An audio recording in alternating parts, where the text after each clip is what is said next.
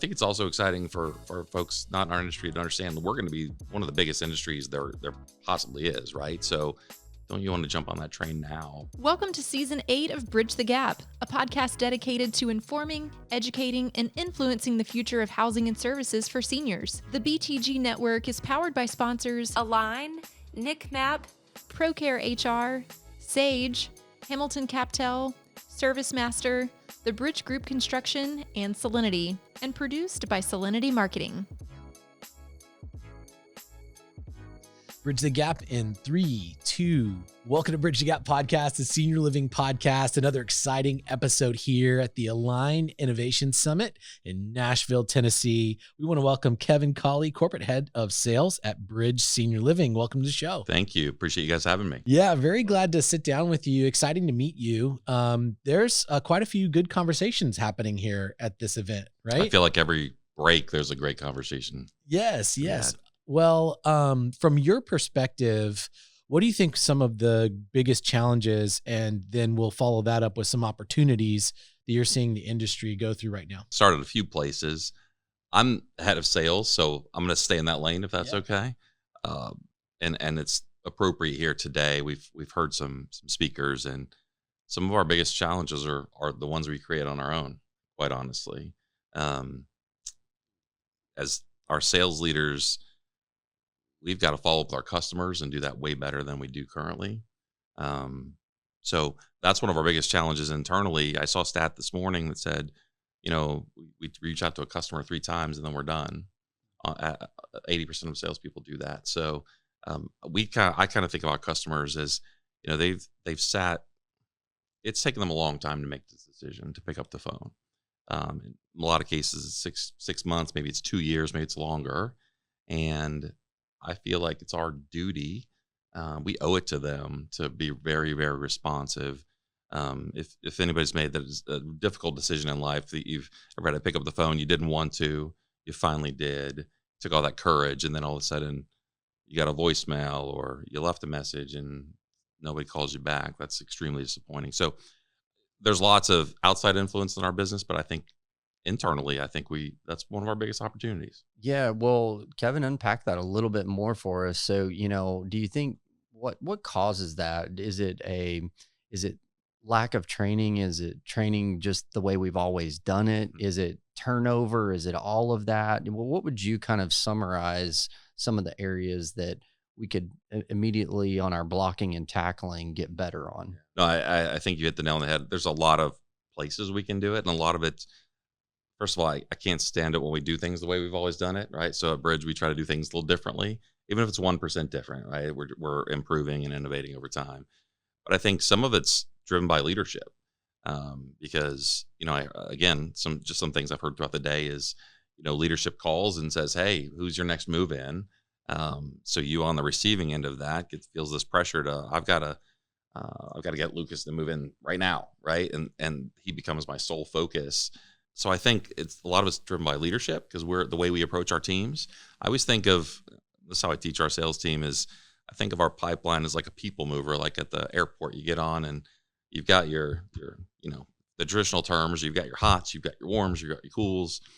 The second we as leadership start just focusing the teams on the hots, they keep coming to the front door, but the cools and the warms stop. That people mover kind of stops, and a lot of times they get off it, or they go somewhere else.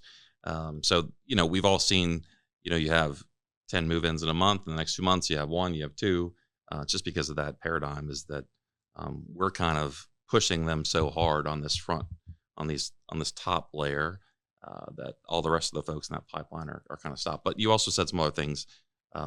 Turnover is always challenging, right? I mean, we strive for retention. That's a huge goal every year, and thankful that we're getting better at it. And you see the results, right? When you have sales leaders that are in place for multiple years, they're typically the higher occupied communities, right? So I think that certainly has a lot to do with it. We are talking a lot about technology. Technology is a tool, sometimes maybe a technology in helping solve some of our problems. Where do you see where we are right now in the industry? And obviously we're forward looking, thinking of like where we need to be, where we think we need to be. But right now, where do you think technology is playing a part in helping us be better? Look, I think technology drives everything we do virtually every single day. So I'm gonna give you kind of dual answer if that's okay. I think first of all, we've got to get everybody to be fully functioning on our technology platforms and have buy-in. A lot of we all have a lot of great technology tools, but if our teams don't embrace them and leverage them every single day, then they're kind of worthless tools. Like Align as an example is a fantastic tool for us. It it kind of leads the direction of our sales organization every day. As long as we do our part, it's a fantastic tool. And um, you know, there's so many variations of kind of from Align to leveraging their data with like Power BI as an example to kind of lead us in trends. And trends don't tell the entire story, but they tell a pretty big story in my opinion. So I think technology and AI is obviously coming on strong, and it's a got a key role in our business. I'm probably not the best expert of that yet, but I'm trying to get there. I think we have to embrace that and leverage it. I know a lot of our partners are, um, and I just think if we don't stay ahead of the curve, we'll be behind pretty quickly. Quite honestly. So a lot of discussion here, specifically, and I think a whole sort of educational track around AI. Your approach with your sales team, are there some practical ways that you could share with our audience? Because I mean, we've heard from operators from single building communities to larger regional operators.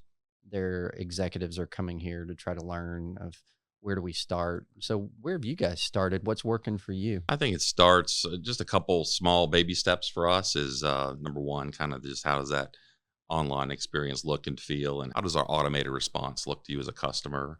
Because AI has turned that into kind of a pretty seamless approach. I, in the past there have been like a live person on the other side chatting, and it's amazing some of the things we say to our customers. AI has kind of cleaned that up for us a little bit, and I think there's also a way that we've leveraged internally is just leverage AI and how we message our customers as well. As simple as just let's write out what you want to say and let's just clean it up and tighten it up. So we kind of get right to the point where we need to go. It also takes care. I heard it's funny.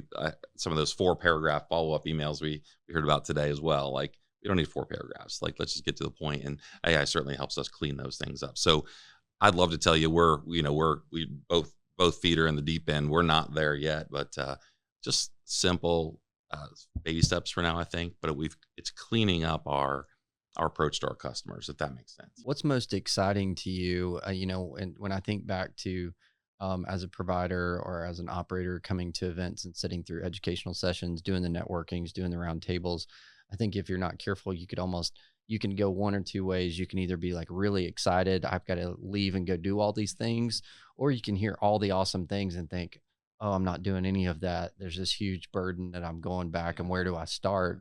But what are you, as you're experiencing this summit with a lot of other great providers, what's giving you energy, and where do you think like the great opportunities are going to be for us to rally as an industry? Well, first of all, I'll go back. How we're going to go back is we're going to take these kind of, I always use the word nuggets. We're going to take some of these nuggets back and see how we can put those into place as quickly as we can. To your point, we can't. Sometimes we do that. It's a detriment to our teams because all of a sudden we have 17 new things we want to roll out to our teams, and so we have to be cautious about that. But I'm super excited about the AI and just learning more about that.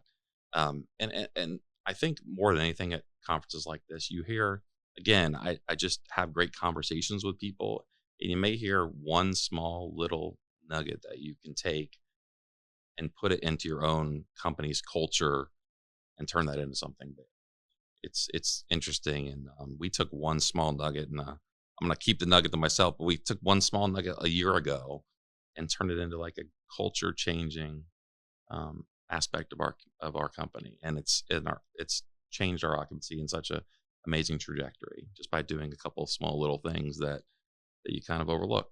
I don't want to still, I'm asking so many questions here. Lucas, you jump in wherever you want, but I'm curious too. So you're at a high level sales in a big growing organization.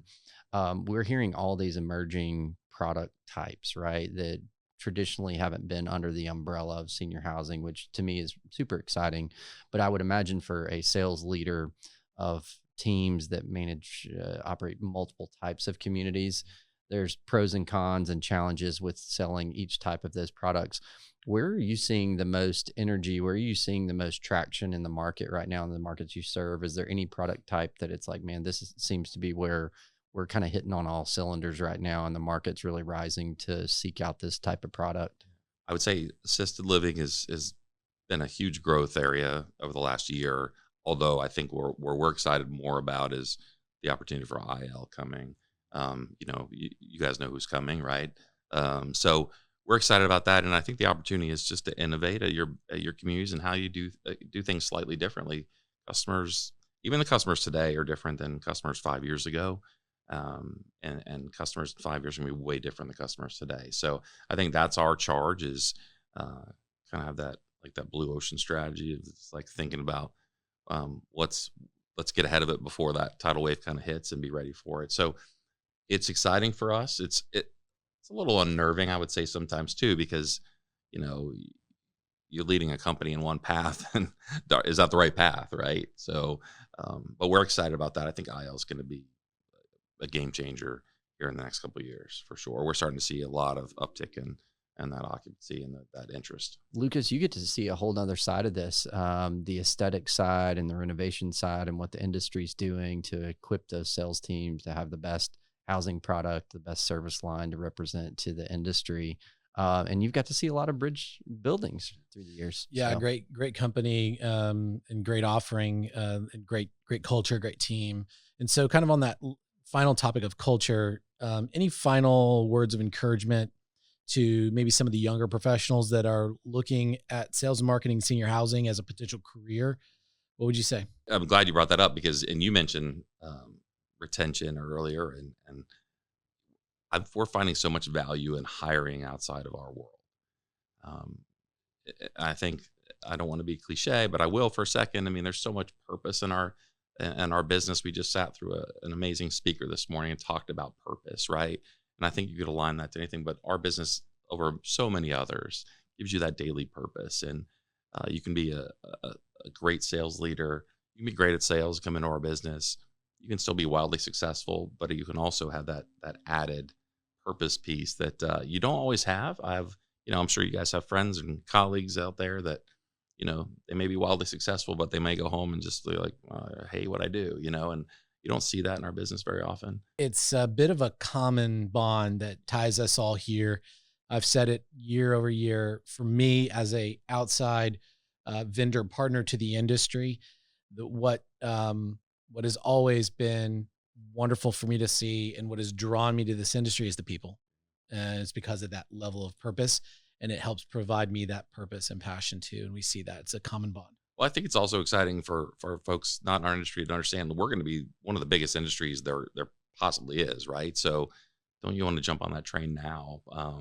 And that's a great way to build a lifelong kind of legacy in our career too, right? yeah, and I think that's a huge opportunity for us as leaders in the industry to rally together to really refine and determine what our messaging to the outside world is as an industry. Because if we can reach that group that probably doesn't know anything about us, and the little bit they know is just scratching at the surface. And I've said it for a long time, no matter what you're studying, no matter what your expertise, no matter what age you are, there's probably an opportunity for you to apply that in our space at some level. So, and we're going to need all of these folks because the next many years ahead of us are going to be booming with a lot of opportunity to engage people on their purpose. And what a great, rewarding career to be in. I agree. And I think I say this to our sales teams and all of our teams all the time is, if you don't need senior living, you probably don't even know a thing about it, right? So I think it's kind of our charge and our responsibility to get out there and showcase what this wonderful space looks like to people out there. And I was trying to tell our teams, like, let's operate like we don't have walls so people can kind of see in. I want them to see what all these amazing things we're doing every day.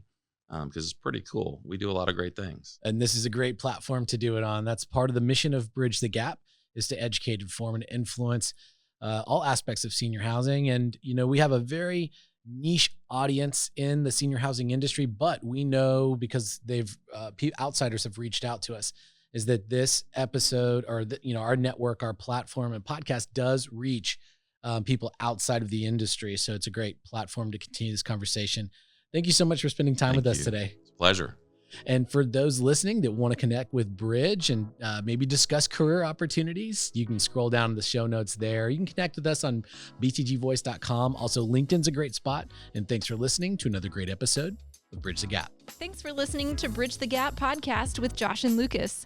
Connect with the BTG Network team and use your voice to influence the industry by connecting with us at btgvoice.com.